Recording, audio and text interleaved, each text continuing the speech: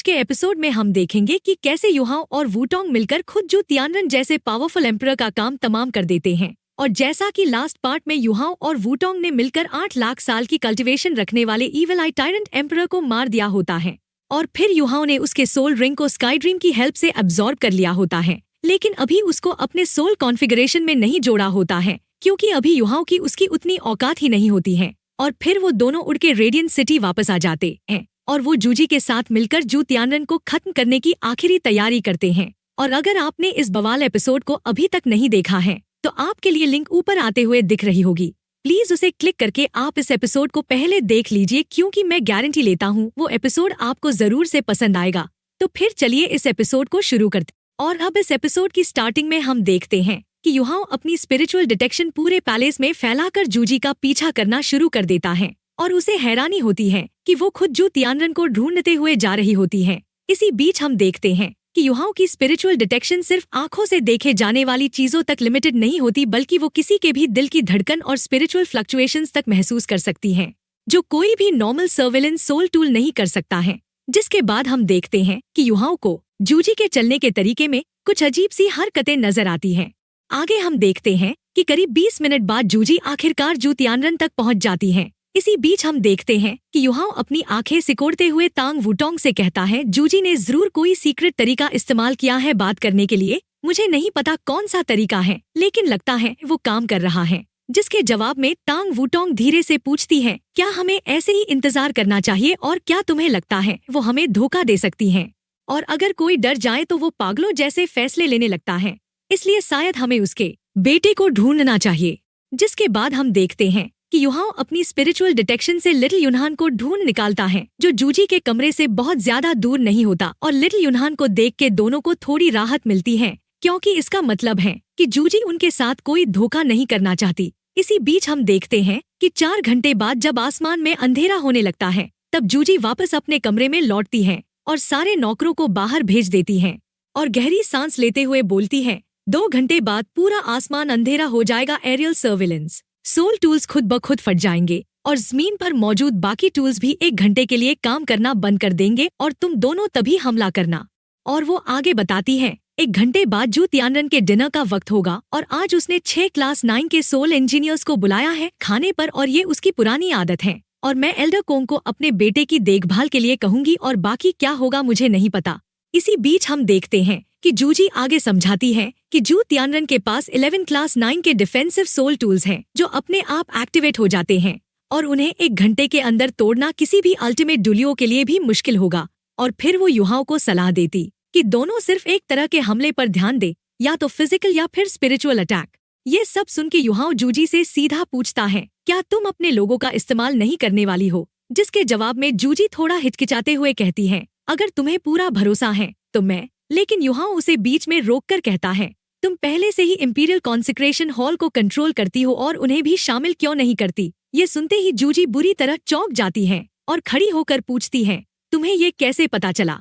तो युहाओ बड़ी शांति से समझाता है, सच कहूँ तो पहले मुझे यकीन नहीं था लेकिन अब पूरा यकीन है। तुम्हें जू तियानरन के मरने के बाद पूरे एम्पायर को कंट्रोल करने का इतना भरोसा कहाँ से आ रहा था? और अगर तुम्हारे पीछे कोई बड़ी इंस्टीट्यूशन ना हो तो तुम्हारी आर्मी में इस काफी नहीं होगी रॉयल फैमिली को दबाने और अपने बेटे का तख्त बचाने के लिए।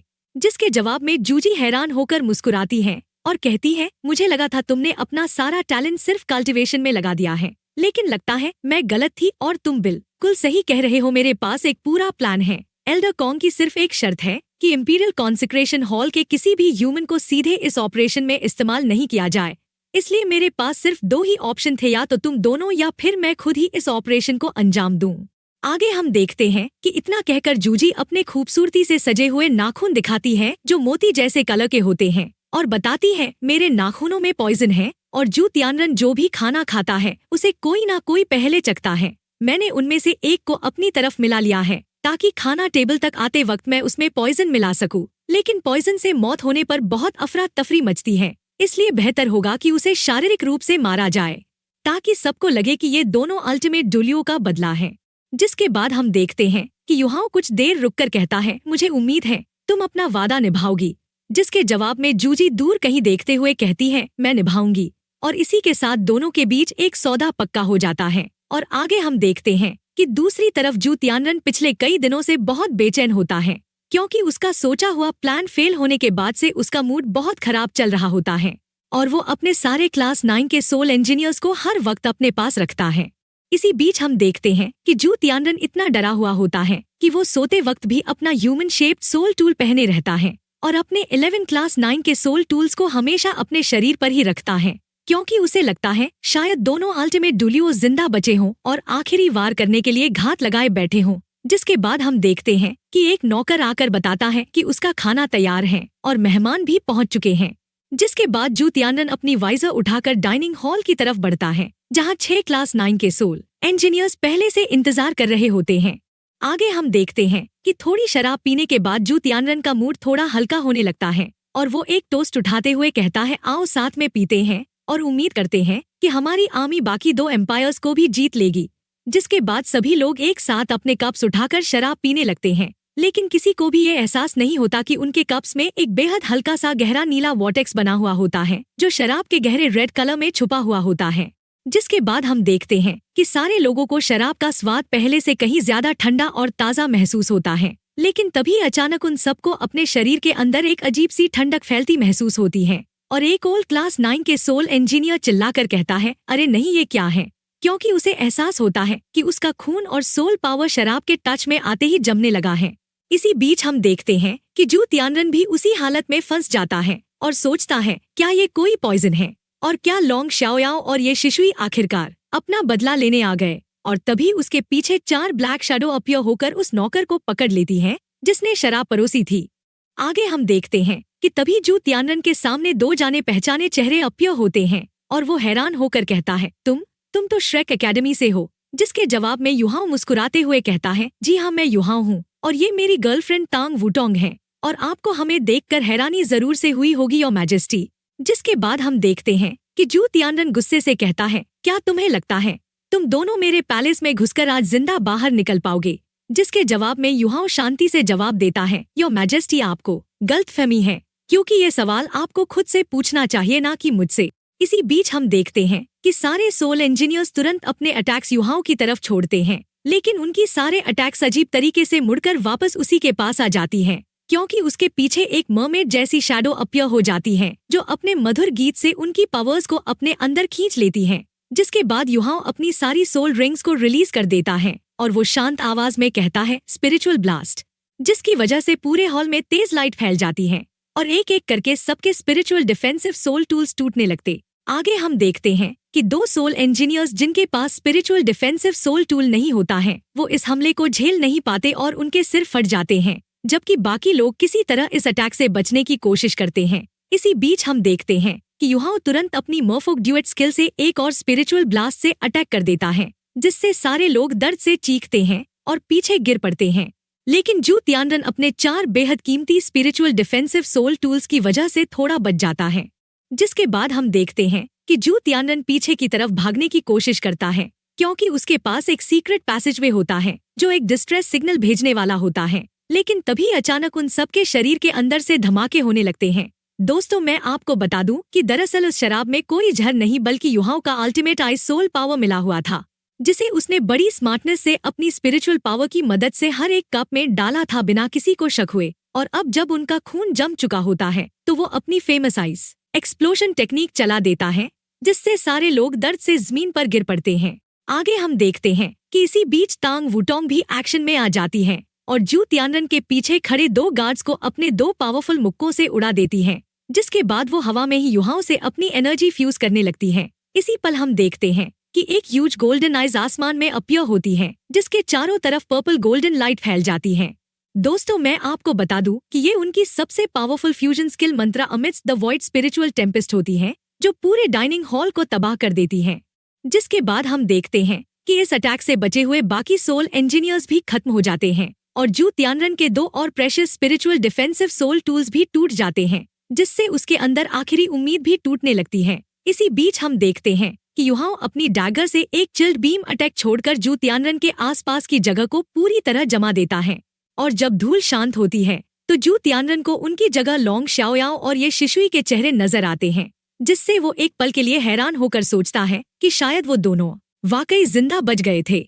आगे हम देखते हैं कि लेकिन तभी उसे लोंग शाओयाओ के माथे पर वो आंख नजर आती है जो असल में युहाओ की ही होती है, और उसे एहसास होता है कि ये कोई और नहीं बल्कि युहाओ और वूटोंग ही है। इसी पल हम देखते हैं कि वो आंख फिर से एक पर्पल गोल्डन लाइट छोड़ती है जो सीधा जू तियानरन के आखिरी बचे हुए स्पिरिचुअल डिफेंसिव सोल टूल को भी तोड़ देती है, जिससे अब वो पूरी तरह अनसेफ महसूस करने लगता है और मन ही मन सोचता है क्या यही मेरा अंत है। जिसके बाद हम देखते हैं कि युहाओ एक बार फिर अपनी मर्फोक ड्यूएट स्किल से दूसरी बीम छोड़ता है जो सीधा जू तियानरन के सिर पर गिरती है और एक जोरदार धमाके के साथ उसका सिर फट जाता है, जिससे सन मून एम्पायर के सबसे बड़े एम्परर का बिना किसी पूरी लाश के मारा जाता है। इसी बीच हम देखते हैं कि जैसे ही sun moon imperial soul engineer legion बाहर से अपनी लिंक डिफेंसिव बैरियर बनाना शुरू करती है, तभी युहाओ एक ह्यूज ब्लैक ड्रैगन का शेप बनाकर उस बैरियर को तोड़ देता है, जिसके बाद वो दोनों तुरंत हवा में गायब हो जाते हैं। आगे हम देखते हैं कि दोनों अपनी मॉर्निंग ड्यू डैगर और वूटोंग के मुक्कों से उस लिंक डिफेंसिव बैरियर में एक छेद बनाकर बाहर निकल जाते हैं और अपनी इमिटेशन की मदद से रात के अंधेरे में पूरी तरह गायब हो जाते हैं। इसी बीच हम देखते हैं कि जूजी अपने कमरे में बेचैनी से इंतजार कर रही होती है और जैसे ही उसे उस स्पिरिचुअल टेम्पेस्ट की गूंज सुनाई देती है वो दो अलग अलग फीलिंग्स में फंस जाती है। एक तरफ खुशी कि अगर उसका प्लान कामयाब हुआ तो उसकी सारी समस्याएं खत्म हो जाएंगी, और दूसरी तरफ डर कि कहीं युहाओ को कुछ हो ना जाए। जिसके बाद हम देखते हैं कि तभी युहाओ की आवाज उसके कमरे में गूंजती है, जिसे सुनते ही वो चौंक कर युहाओ चिल्लाती है जो वहाँ मौजूद सारे नौकरों को हैरान कर देता है। इसी बीच हम देखते हैं कि युहाओ फिर से कहता है जो जूजी मैं जानता हूँ वो बेगुनाहों को कभी नहीं मारती। जिसके बाद जूजी खुद को संभालते हुए सारे नौकरों को कमरे से बाहर निकाल देती है और चेतावनी देती है कि अगर कोई भी अफवाह फैलाई गई तो वो बख्शेगी नहीं। आगे हम देखते हैं कि जैसे ही कमरा खाली होता है तभी बाहर से जोरदार धमाकों की आवाजें आनी शुरू हो जाती हैं। दोस्तों मैं आपको बता दूं कि ये वही चेन एक्सप्लोजन है जिसकी बात जूजी ने पहले की थी, जिसमें सारे एरियल सर्वेलेंस सोल टूल्स अपने आप फट जाते हैं। इसी पल हम देखते हैं कि युहाओ और तांग वूटोंग आखिरकार जूजी के सामने अपीयर होते हैं और उन्हें सही सलामत देखकर जूजी राहत की गहरी सांस लेती है, लेकिन उसके चेहरे पर एक कॉम्प्लिकेटेड फीलिंग भी नजर आती है। जिसके बाद हम देखते हैं कि युहाओ शांति से बताता है हम कामयाब हो गए और अब जू तियानरन मर चुका है। मैंने अपनी स्पिरिचुअल अटैक से उसका सिर उड़ा दिया है और उसकी सेफ्टी कर रहे 10 लोग भी मारे गए हैं। अब हम अपना वादा पूरा कर चुके हैं और अब बारी तुम्हारी है अपना वादा निभाने की। ये सुनते ही जूजी की खुशी का ठिकाना नहीं रहता और वो कांपती आवाज में पूछती है क्या वो सच में मर चुका है। क्योंकि दोस्तों मैं आपको बता दूं कि जू तियानरन हमेशा से उसकी सबसे बड़ी चिंता का विषय रहा होता है। आगे हम देखते हैं कि युहाओ कुछ देर जूजी को देखता रहता है और फिर भारी मन से कहता है जूजी आज के बाद शायद हम फिर कभी नहीं मिलेंगे और अपना ख्याल रखना। दोस्तों मैं आपको बता दूं कि जूजी ही वो पहली लड़की थी जिसने युहाओ के दिल में जगह बनाई थी और एक वक्त था जब उसे उम्मीद थी कि शायद वो अपना मन बदल ले, लेकिन आखिरकार दोनों का साथ होना कभी नियति में नहीं था। इसी बीच हम देखते हैं कि युहाओ आगे समझाता है जैसा मैंने पहले भी कहा था मैं और वूटोंग अब क्लोज डोर कल्टीवेशन में जाने वाले हैं। हम बहुत कम समय में बहुत ज्यादा पावरफुल हो चुके हैं और अब हमें अपने शरीर को इस पावर के हिसाब से ढालना होगा, क्योंकि मुझे नहीं पता कब तक हमारी कल्टीवेशन चलेगी और शायद हम आने वाले सालों में ना मिल पाएं।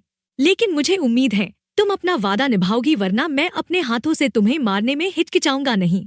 जिसके बाद हम देखते हैं कि इतना कहकर युहाओ उसकी आंखों में देखता है और फिर मुड़कर तांग वूटोंग का हाथ थाम लेता है और दोनों उसकी आंखों के सामने ही हवा में गायब हो जाते हैं। इसी पल हम देखते हैं कि जूजी की खूबसूरत आंखों से आंसू बहने लगते हैं और उसका पूरा शरीर कांपने लगता है, क्योंकि उसे एहसास होता है कि उसने उसे हमेशा के लिए खो दिया है। आगे हम देखते हैं कि जूजी खुद से बुदबुदाते हुए कहती है जूजी तुमने वो फूलिश फैसला क्यों लिया था। अगर तुमने उसे तभी चुन लिया होता और अपनी सारी नफरत छोड़ दी होती तो शायद तुम आज कहीं ज्यादा खुश होती। और क्या बदला लेना इतना जरूरी था, क्या ताकत इतनी जरूरी थी। इसी बीच हम देखते हैं कि वो खुद पर हंसती है और उसके आंसू लगातार बहते रहते हैं, जिसे बाहर खड़े नौकर सुनकर घबरा जाते हैं। जिसके बाद हम देखते हैं कि तभी अचानक बहुत सारे लोग दौड़ते हुए जूजी के कमरे की तरफ आते हैं और चिल्लाते हैं हम मैजेस्टी से मिलने आए हैं। तो दोस्तों अब सवाल ये उठता है कि क्या जूजी अपना वादा निभाएगी और स्टार लुओ और 2 लिंग एम्पायर्स को अगले 10 साल तक जंग से बचाएगी, और क्या सन मून एम्पायर में इस बड़े बदलाव के बाद जूजी आसानी से अपना कंट्रोल जमा पाएगी। ये जानने के लिए बने रहिए हमारे अगले एपिसोड में। और अगर आपको ये इमोशनल और किलिंग एपिसोड पसंद आया हो तो वीडियो को लाइक करना और चैनल को सब्सक्राइब करना बिल्कुल मत भूलिएगा।